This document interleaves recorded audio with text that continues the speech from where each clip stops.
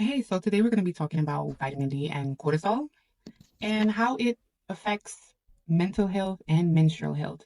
Okay, so did you know that low vitamin D is linked to depression, seasonal affective disorder, schizophrenia, and other mood disorders? It also exacerbates PCOS and infertility and any particular diseases. So, more than likely, if you have PCOS, you probably have low vitamin D in most cases, and that can exacerbate your symptoms and infertility. So vitamin D affects the brain. Okay, vitamin D receptors are found in the brain.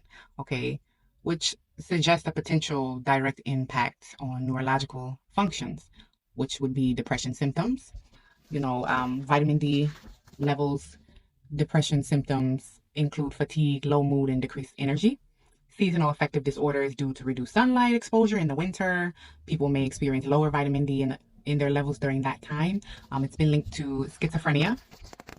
Sometimes low vitamin D can show up with those schizophrenic episode symptoms. There's an association between the deficiency and increased risk of getting schizophrenia, actually. So, not only that, but low vitamins in general can exacerbate mental illness and menstrual illness that you are already being treated for. So, I want to start by saying a lot of women go to their OBGYN for everything when they are only really qualified to do certain things, which is really not hormonal related. Like, you're having a baby, you're having some STD things going on, but they can't really get deep into the endocrine system. That's not their specialty. Okay. Even if your fertility has something to do with the endocrine system, they need to be referring out more than they do to endocrinologist specialists for certain things. And a lot of you women also go to your regular family doctor for a lot of things. And it's a whole lot they're not qualified to do. They are supposed to be referring you out way more than you think, honestly. Okay. Every doctor should be taking their education further, just case by case, and learning different and new things. But it still doesn't make them qualified. Like every doctor should be um, thorough. Like for me personally, I check for everything, anything and everything. I don't care what you came in for. We're gonna do it all while I got you here. So every doctor is not like that. But if it's something that a doctor doesn't know how to do or is not equipped in, they need to be referring out, and a lot of them don't. So there's a lot of doctors that are just one trick ponies. So I'm going to tell you right now, when it comes to vitamins and hormonal issues, you need to be telling your doctor or your OB to be referring you out to an endocrinologist specialist, which are also fertility specialists. Okay. If they've done their basic workup of what normal OBs do and, you know, the baby hasn't come around yet, that's something that you want to think about. Okay. So you want to make sure that you are asking always to check your vitamin levels every time you go to the doctor. You want to check your vitamin levels, especially as a woman.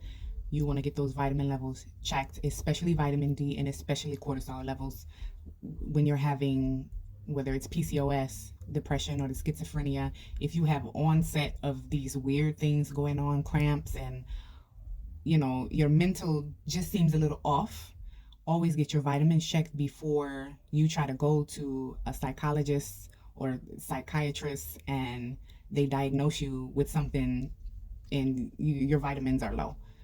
And then now you've put this on yourself that you have this major depressive anxiety, bipolar, all these type of things when you could really be working on your vitamin levels. Okay, first, bone pain, achiness, and weakness, muscle pain, stiffness, fatigue, like extreme fatigue, sometimes when you can't get out of bed, migraines, when they go hand in hand together, the fatigue and the migraines, um, to where you're almost lethargic, okay, every day. If you are not sleeping well, you have this onset depression, it's on and off, hair loss or thinning, very brittle hair, pale skin, and abnormally pale, I might add, even when it's not winter. That's another sign. Decrease in fighting infection. So you're getting colds often, flu often, even when it's not that time. Osteoporosis, tingling, pins and needles, and sensitivity to pain. These are some of your basic symptoms, okay, that you want to say, let me go get my vitamins checked.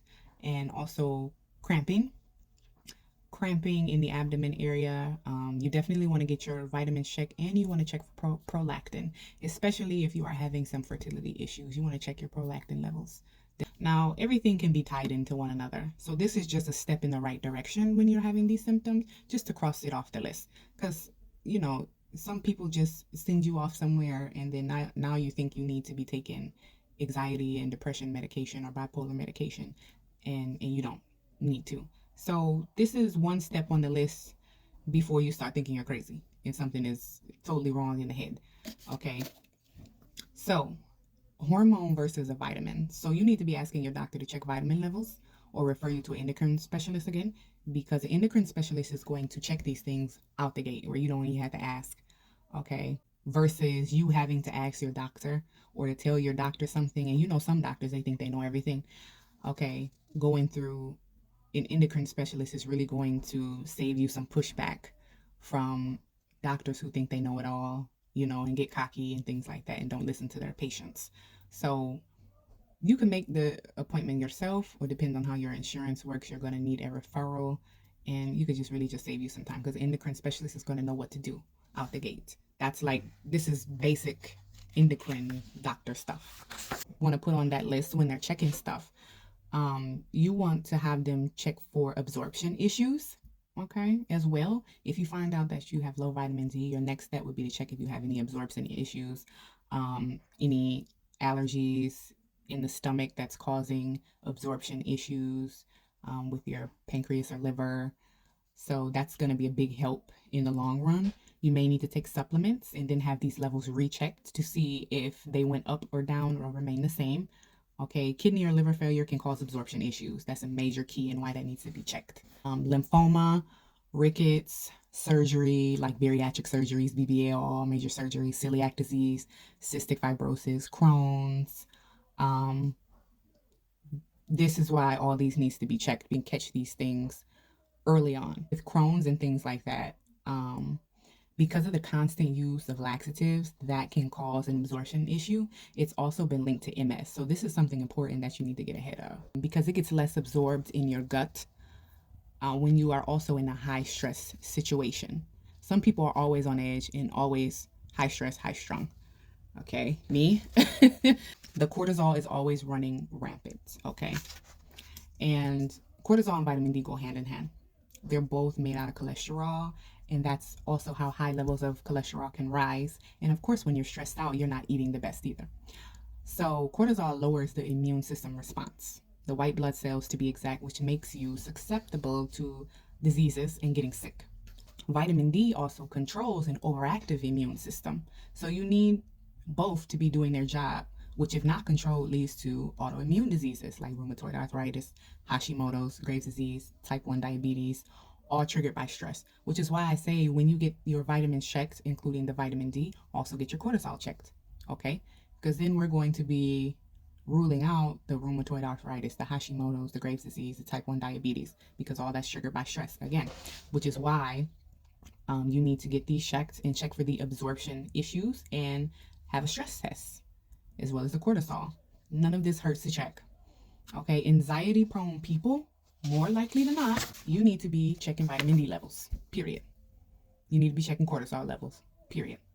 High strung people, this is for you.